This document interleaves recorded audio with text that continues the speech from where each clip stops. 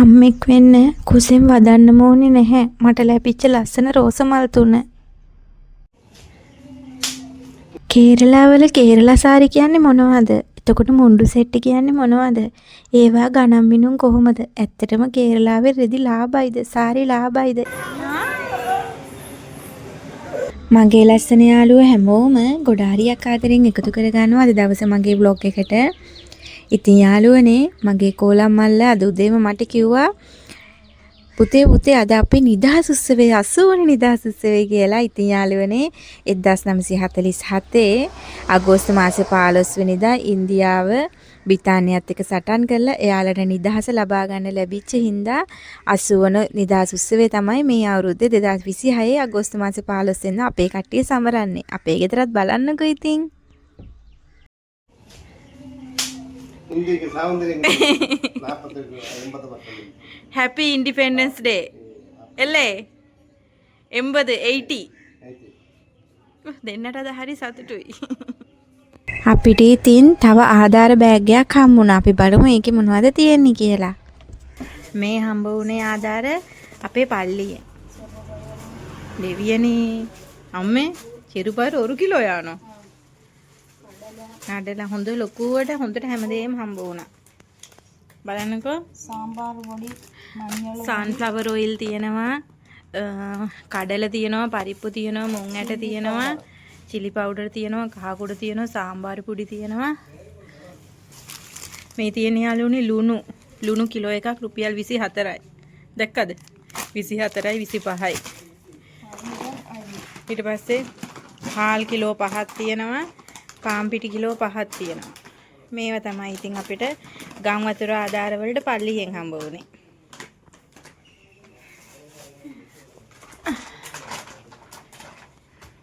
අපේ අම්මා දැන් මොනවද දන්නවද යාළුවනේ කරන්නේ? මේ ඔක්කොම අම්මගේ නංගිටයි අම්මගේ මල්ලිගේ පවුලටයි දෙනවා. අම්මගේ මල්ලි නැති වුණානේ. මල්ලිගේ පවුල තමයි ඉන්නේ. පවුලයි දරුවෝ දෙන්නයි.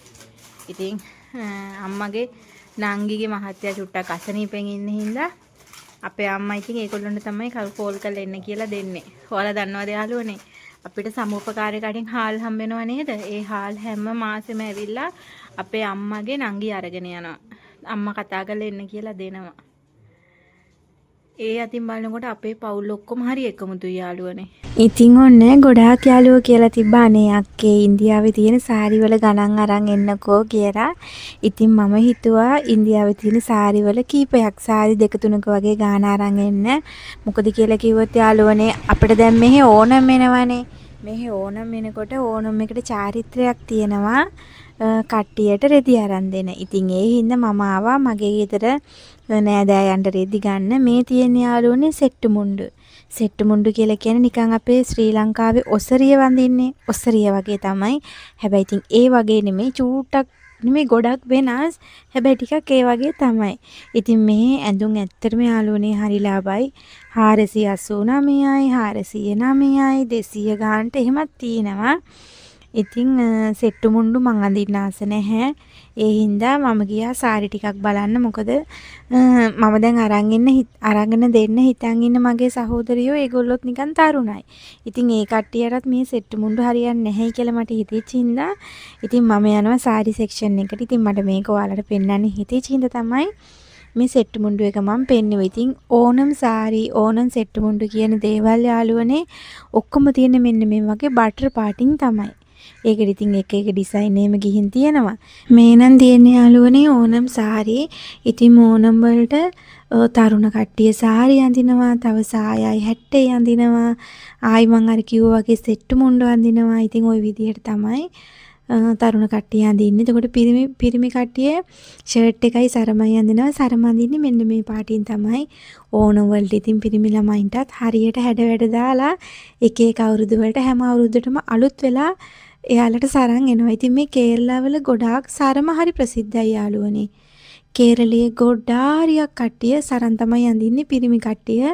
මොකක් හරි විශේෂයක් වුණත් එයාලා සරම තමයි අඳින්නේ. ඉතින් ඒක හරි විශේෂයි ඉන්දියාවේ කේරළවලට. ඉතින් යාළුවනේ මම කිව්වනේ මම සාරි 2 3ක් පෙන්වන්නම් කියලා. ඉතින් මේ සාරියේ ගාණ දැක්කද රුපියල් 200 ගාණයි. ඉතින් මේ ඔක්කොම සාරි යාළුවනේ රුපියල් 229යි 200යි 220යි ඔය වගේ තමයි. ඉතින් ඇත්තටම ඉන්දියාවේ සාරි මාර ලාභයි. ඉතින් තව ඉස්සරහට මම බිස්නස් එකක් කරන්න පටන් ගන්න හිතන් ඉන්නවා. ඒකට මේ වෙනකොට පේපර් වර්ක් ඔක්කොම කරගෙන යන ගමන් තමයි ඉන්නේ යාළුවනේ. ඉතින් තව ඉස්සරහට අපි බලමු. මම හිතනවා තව ඉස්සරහට මගේ යාළුවන්ට ඉන්දියාවෙන් ගෙන්න ගන්න හැම දෙයක්ම මගේ හරහා පුළුවන් වේවි කියලා. ඉතින් අපේ ගමේ තියෙන SM එකට තමයි ගොඩාක් දුරට යන්නේ රෙදි ගන්න. මොකද එක වහලක් යටින් ගොඩාක් දේවල් ගන්න පුළුවන්. ඒ වගේම ඉතින් අපේ අතේ තියෙන බජට් එකට තමයි ගන්න පුළුවන්. හරීම බජට් ෆ්‍රෙන්ඩ්ලි තමයි මේකේ ඇඳුම්. ඉතින් මම හරීම ආසයි SM එකට. ඉතින් SM එකට ගියාන් පස්සේ මට දැනෙන්නේ හරියට අම්බලන්ගොඩ තියෙන 12 මහේට ගියා වගේ. ඒ වගේ ෆීලිං එකක් තමයි දැනෙන්නේ. මොකද අම්බලන්ගොඩ 12 මහේ කියලා කියන්නේ එක වහලක් යටින් ගොඩක් දේවල් ගන්න පුළුවන් හින්දා. ඒ වගේම හරි ලාභයි ඒ දවස්වල. මේ දවස්වල කොහොමද කියලා දන්නේ නැහැ. ඉතින් මේ තමයි මම ගන්න ගියේ සාය. හැබැයි යාළුවනේ මම මේක ගත්තේ නැහැ. ගත්තේ නැති හේතුව මොකක්ද දන්නවද? මෙහි තව රෙදි කඩයක් තියෙනවා මහලක්ෂ්මී කියලා.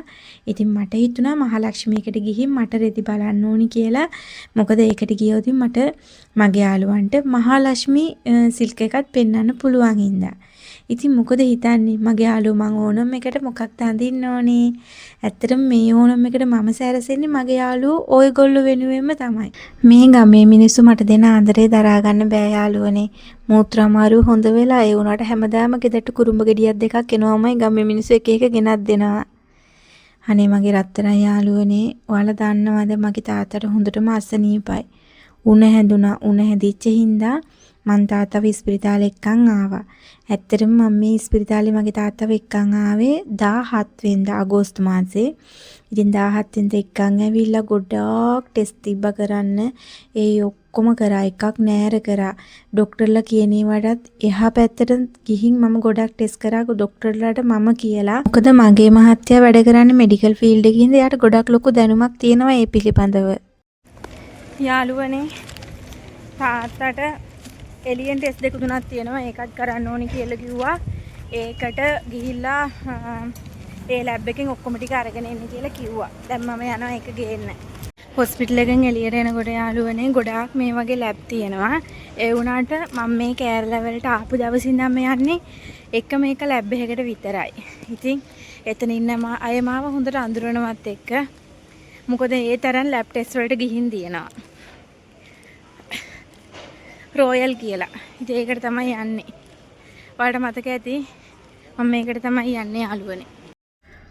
ඉතින් තාත්තට මූත්‍රා පරීක්ෂා කරන්න ඕනි කියලා කිව්වා. ඒ වගේම බ්ලඩ් ලේ පරීක්ෂා කරන්න ඕනි කියලාත් කිව්වා. ඉතින් ඒවට ගවර්න්මන්ට් හොස්පිටල් එකට ටිකක් කරන් දුන්නා. ප්‍රයිවට් කියන්නේ ලැබ් වල ටිකක් කරන් දුන්නේ. ඒ ඔක්කොම අරන් දීලා තාත්තට සේලයින් එක ගහලා තමයි යාළුවනේ ඔය ඉන්නේ. මොකද කියලා කිව්වොත් උණ බහින්නෙම නැති හින්දා සේලයින් එක දුන්නට පස්සේ තාත්තට ඉහෙන් කටියෙන් දාගෙන දාඩිය දාගෙන ඔන්න උණ නම් බැස්සා. උණ බැස්සට තාත්තට ඇඟේ පතේ අමාරුව තියෙනවා කියලා මට හොඳට තේරෙනවා යාළුවනේ. ඉතින් මොනවා කරන්නද? ඇඩ්මිට් කරේ නැහැ. ඇඩ්මිට් කරන්න කියලා කිව්වා ඇඩ්මිට් කරේ නැහැ. ඉතින් මේ තියෙන්නේ පනිකූර්කා කියලා කොළ జాතියක්. ඒ කොළ జాතිය දාලා විරලා මම තාත්තට දුන්නා හුමාලේ අල්ලන්න. එහෙම දාලා හුමාලේ ඇල්ලුවට පස්සේ උණ අඩු වෙනවා කියලා මේ කේරලාවේ කට්ටිය විශ්වාස කරනවා. ඉතින් ඒකත් දීලා එහෙම අඩු වුණෙත් නෑ. ඊට පස්සේ මං කරපු වැඩේ ඔළුවට තෙත තුවායක් තිබුණා. තියලා වියලා සැරෙන් සැරේ උණ බලනකොට මට තේරෙන්නේ නෑ යාළුවනේ උණ හොඳටම වැඩි වෙනවා. 102යි 103යි එහෙම තාත්තට ඒ පාර සීතලත් අල්ලුවා. හැබැයි ඉතින් මගේ අම්මයි තාත්තයි හරි මුරණ්ඩුයි යාළුවනේ. මගේ වීඩියෝස් වල මගේ අම්මයි තාත්තයි ඔයගොල්ලෝ ගොඩාක් ආදරය කරනවා කියලා මම දන්නවා. ඒ වුණාට මේ දෙන්න හරි මුරණ්ඩුයි පොඩි ළමයි වගේ. මම නිකන් මේ දෙන්නගේ අම්මා වගේ. මේ දෙන්නව මොකද කියන්නේ තරවටු කරලා හදාගන්න ඕනේ නැත්තම් හරියන්නේ නැහැ. ඉතින් හොස්පිටල් එකට යන්න එන්නේ කියලා කිව්වා. එදාම රෑ ආවේ නැහැ. ඒ වුණාට අන්තිමේට මොකද උනේ කියලා දන්නවද යාළුවනේ? ඊළඟ දවසෙත් හොඳටම බලද්දි උණ තිබුණා. ඉතින් වෙන කරන්න දෙයක් නැහැ. මම ඊට පස්සේ තරවටු කරා. සැර කළා මම කෝ අනිවාර්යෙන් ලෑස්ති වෙන්න. මොකද මට අනිවාර්යෙන් හොස්පිටල් එකයි යන්න ඕනේ. මගේ මහත්තයාත් එහා පැත්තෙන් ඉඳන් කෝල් කරලා කියනවා අච්චු ඔයා බල්ලා මොනවා හරි කරන්න අනිවාර්යෙන් හොස්පිටල් එකයි යන්න. මෙහෙම වුණ වැඩි වෙනවා අඩු වෙනවා නම් ඒක ඇත්තට මෙතන ලොකු ප්‍රශ්නයක් තියෙනවා. අනිවාර්යෙන් හොස්පිටල් එකයි යන්න කියලා. එයාත් මට කිව්වා. "පාව් මං එයාට වුණත් හැමදේම කියන්න යන්නේ නෑ යාළුවනේ. ඒ වුණාට මං ඊළඟ දවසේ හොස්පිටල් එකකනේ ගියා විතරයි." මගේ තාත්තට ආයෙම සේලයින් දුන්නා. ආයෙම ඉන්ජෙක්ෂන් ගැහුවා. පස්සපැත්තට ඉන්ජෙක්ෂන් දෙකක්ද කොහෙද ගැහුවා. මේ 19 වෙනිදා. අගෝස්තු මාසේ 19. මම චුට්ටි දෙයක් වුණත් මගේ යාළුවන්ට පෝස්ට් එකක් දාලා හැමදේම කියනවා. කන්නෙත් නෑ ඉතින්. මම කෝ තාත්තට කන්න කියලා. මොකද ඉස්පිරිතාලේ ඇතුළේ ඉඳගෙන කන්න බෑයි කියපු හින්දා කාර් එකට එක්කන් ඇවිල්ලා මං ඊට පස්සේ ඔන්නෝහේ කන්න දුන්නා. කන්නේ හරි හිමීට එහෙ මෙහෙ වටපිට බල ඉන්නවා. ඇත්තටම කිව්වොත් මගේ තාත්තා බත් පිඟන් දෙකක් කනවා දෙයිනේ කියලා හොඳට ඉන්නකොට. හැබැයි එහෙම කාපු එක්කෙනා මෙහෙම එක දෝසයකින් චුට්ටක්වත් කන්නේ නැහැ කියලා කියන්නේ ඒක ඇත්තටම බලන් ඉන්න අපිටත් හරි අමාරුයි. කියන්න තේරෙන්නේ නැහැ. අපේ බඩගින්නක් නැති වෙනවා. අපේ පපුවත් හොස් ගාලා යනවා යාළුවනේ. මට තේරෙන්නේ නැහැ ඉතින්. මට පුළුවන් හැමදේම මම කරනවා. මගේ යාළුවෝ මගේ තාත්තා වෙනුවෙන් ගොඩාක් ප්‍රේ කරන්න. චූට්ටක් විතර ලේනෙක් වගේ කාලා ඇවිල්ලා ඔන්න ආයෙම තව සේලයින් එකක් දුන්නා. ඒක ගහලා ඉතින් ඔන්න තාත්තා ආයෙම නිදිය ගන්නවා. ඉතින් ඇත්තටම මෙහෙම දුකෙන් ඉන්න වෙලාවේ මගේ මූණට සතුටක් හිනාවක් ගෙනාපු චූටි පැංචියෙක් තමයි මේ ඉන්නේ. පේරෙන්දුවා පරා. පේරිපරා පේරි. හායි පරා. හායි පරා.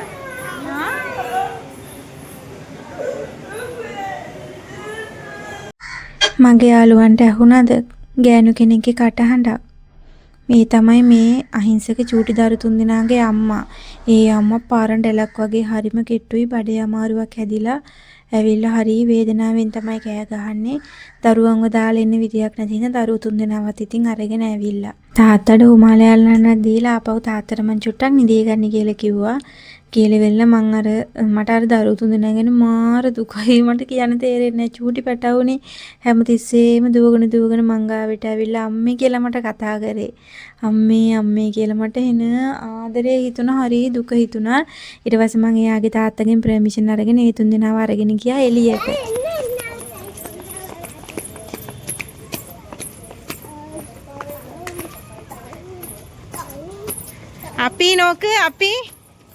අපි වෙලාව හවස දෙකත් වෙලා හින්දා මං චූටි පැටවුන්ගෙන් ඇහුවා කෑම අරන් ඕනේද බත් ඕනේද කියලා. ඊට පස්සේ කිව්වා හා ගොඩාක් බඩගිනි කියලා. ඊට පස්සේ මං ඇහුවා මොනවද ඕනි කියලා. තුන්දෙනාම කියනවා චිකන් බිරියානි ඕනලු. ඉතින් බව කර වැඩේ එක චිකන් බිරියානි එකක් අරගෙන තුන්දෙනාට බෙදලා දෙන්න තමයි හදන්නේ. මේ චූටි කෙල්ලට අවුරුදු කීයද දන්නවද? මට කිව්වේ අවුරුදු 2යි කියලා. ඇත්ත වෙන්නේ නැති හරියට වචනවත් පිට වෙන්නේ නැහැ. හැබැයි දත් ටික නම් චූටක් විතර පඩුව ගහලා තියෙනවා. ඉතින් මම කියන දේවල් මෙයාලට තේරෙන්නේ නැහැ. මෙයාලා කියන දේවල් මට තේරෙන්නේ නැහැ. ඔහොම ඉතින් ඔන්න කැම ටික මම බෙදලා දුන්නා. ඉතින් මේ චූටි කොල්ලා යාළුවනේ මේ හැන්දෙන් කණ්ණියයි දන්නවද? එයාගේ අත කැපිලා. ඉතින් මම චූටි අපිට මම දන්නේ මට තේරෙන්නේ මට මේ වෙලාවේ දැනුනේ මේ දරුවෝ තුන්දෙනා මම මගේ කුසින් බිහි කරා වගේ හැඟීමක්. මොකද කියලා කිව්වොත් අම්මා කෙනෙක් වෙන්න තමන්ගේ දරුවව කුසින්ම බිහි කරන්න ඕනේ නැහැ. මේ ලෝකේ ඕනම කාන්තාවකට ආදරණීය අම්මා කෙනෙක් වෙන්න පුළුවන්. ඉතින් මටත් පුළුවන් වුණා එක චූටි නිමේෂයකට හරි මේ දරුවෝ තුන්දෙනාගේ අම්මා වෙන්න. ඒක මට මාරම ඇත්තට සතුටුයි. මට ඇත්තටම අන්තිමට ඇස් දෙකට මගේ කඳුළුත් ආවා. ඒ තරම් සිද්ධියක් වුණා. මම ඒක තව ඉස්සරහට කියන්නම්. ඉතින් මට හිතුණා මං ගොඩාක් ආස නිඹුල්ලු දරුවන්ට.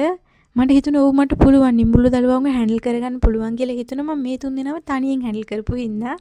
ඉතින් මේ තුන්දෙනා උස්සගෙන ගිහින් අත් හොදලා ඊට පස්සේ එක්කගෙන ඇවිල්ලා කෑම බෙදලා දීලා චූටි මලක් වගේ ඉන්න කෙලි පොඩිට කන්නක් දීලා විතර වෙලා එහා පැත්ත හැරිලා බලද්දී ඉතින් එයාගේ අයියට හරි අමාරුයි. ඒ කියන්නේ කන්න බෑ.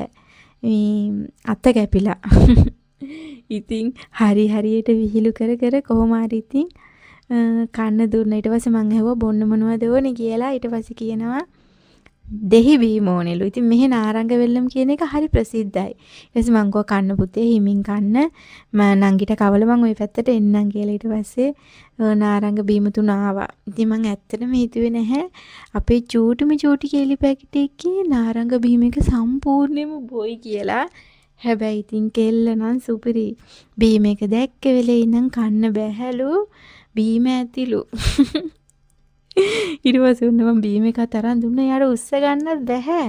ඒ වුණාට බලන්නකෝ චූටි අපි. ඔයාලට මොකද හිතෙන්නේ මේ චූටි අපි ගැන? මට නම් මේ කෙල්ලෝ මිරිකලා දාන්න හිතුණා.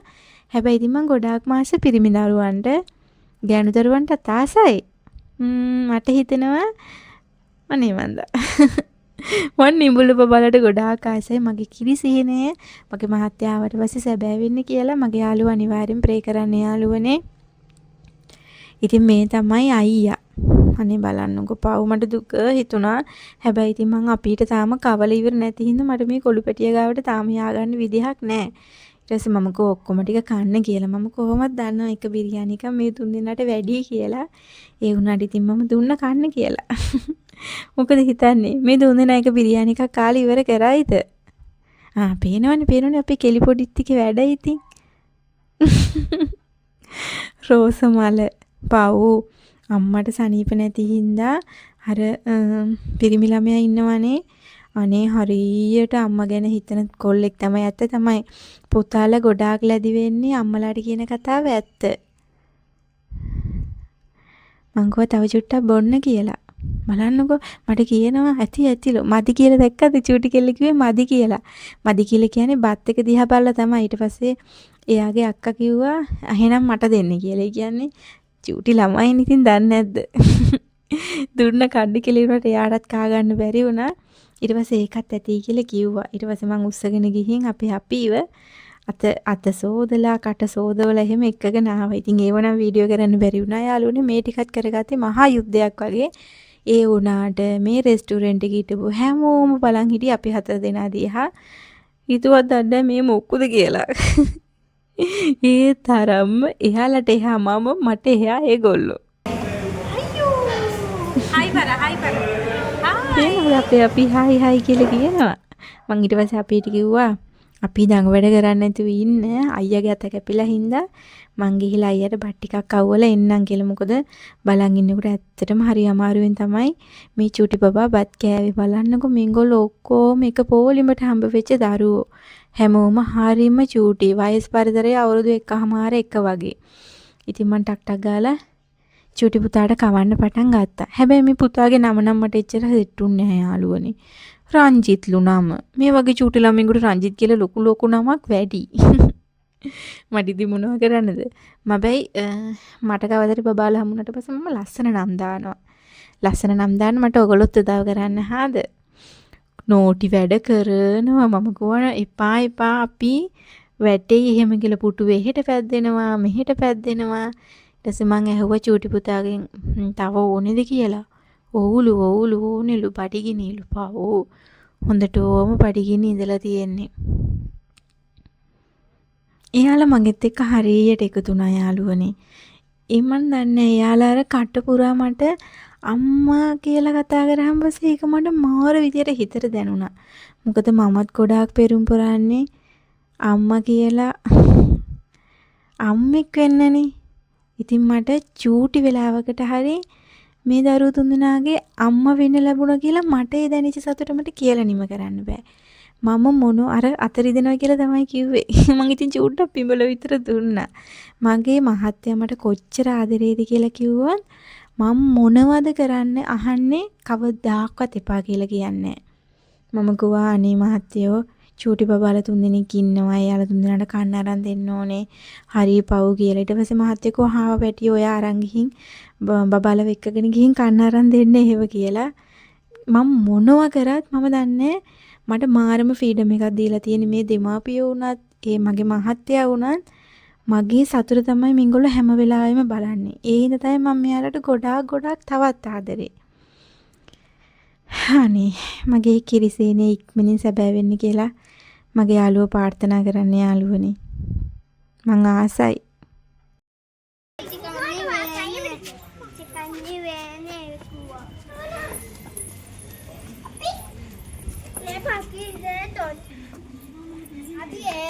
ඔක්කොම අරන් දීලා ඉවරලා ඉතින් චූටි බබාලානේ අයිස්ක්‍රීම් ගන්න කවදාකම ඇති ලොකු බබෙක් වෙච්ච මමත් තාමත් ආසයි අයිස්ක්‍රීම් ගන්න.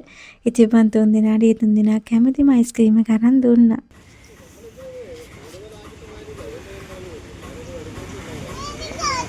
Tara. Ice cream kali ke?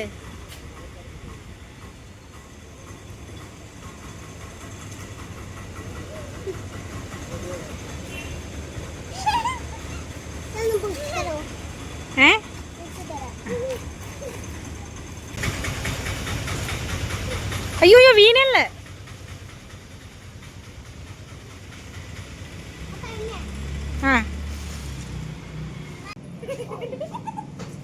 අയ്യോ වීනෙල ඉතින් තාත්තත් එක්ක ගෙදර යන වෙලාව ආපු හින්දා මං ඉතින් මේ තුන් දෙනාට කිව්වා මම යනවා කියලා. ඊට පස්සේ චූටි කෙල්ල මගෙන් අහනවා අම්මේ හෙටත් එනවද කියලා. මං කිව්වා අනේ නෑ පුතේ ඉස්පිරිතාලෙනි කියලා. ඊට පස්සේ අනේ යන්න හදනකොට තුන් දෙනාම දුවගෙන ඇවිල්ලා මාව බදාගෙන ඉඹල වියර වෙලා මට බායි කිව්වා. චූටි කෙල්ලගේ තාත්තට බායි කියනවා මගෙත් එක්ක යන්න ඕනි කියලා. ඒ වෙලාවේ මට ඇත්තටම මං ගොඩක් සංවේදී වුණා. ඉතින් දැන් තාත්තව එක්කගෙන ගෙදර යන්න හදන්නේ යාළුවනේ. ඔන්න ඉතින් කතාවෙන් යන්නත් වෙලාව ඇවිල්ලා දන්නේම නැතුව. ඉතින් හෙට තව ලස්සන වීඩියෝ එකක් අරගෙන හමු වෙමේ බලාපොරොත්තුෙන්. අදට සමුගන්න අවසරයි. මගේ තාත්තා වෙනුවෙනි මේ චූටි බබාලගේ අම්මා වෙනුවෙනි මගේ යාළුවෝ ප්‍රේ කරන්න. එහෙනම් ඉතින් තාමත් මාව subscribe කරපු නැති යාළුවෝ මාව subscribe කරන්න. like එකක් දාපු නැති යාළුවෝ like කරන්න, hype කරන්න, comment එකක් දාන්න ගිහින් ඉන්නම්. මම අච්චු bye bye.